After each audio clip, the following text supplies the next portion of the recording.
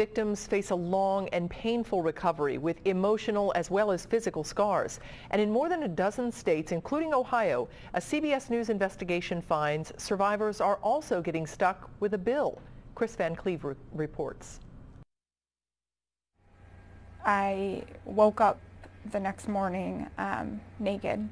Late last year, Christine was sexually assaulted. She went to a suburban Chicago hospital for a rape kit, a medical exam that checks for injuries and collects evidence of the crime. The next day, she felt victimized all over again. I got my first bill. You kept getting bills? Correct. Lots of them, and for like thousands of dollars.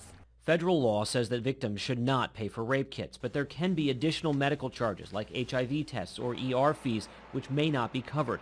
In some states, that means victims could be stuck with the bill. When you keep getting re-victimized, once a month you get a reminder in the mail, hey, you were raped, hey, this happened, it's hard to move on. Chicago's rape victim advocates helped Christine, but it took almost 10 months for the bills to stop.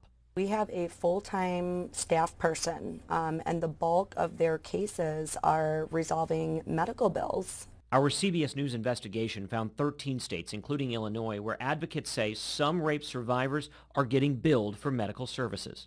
In Louisiana, this victim was among those billed after a private company took control of the state-owned LSU hospital system.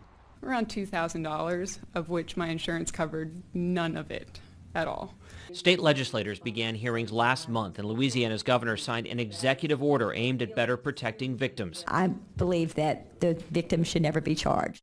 There have been at least 2 attempts to change federal law to expand coverage beyond rape kits. Both failed to pass Congress. The Ohio Alliance to End Sexual Violence told us the law in Ohio needs to change. The payment situation varies county to county and even hospital to hospital, they say, which can result in survivors being billed for any costs that exceed the $532 paid by the state. Chris Van Cleve, CBS News, New York.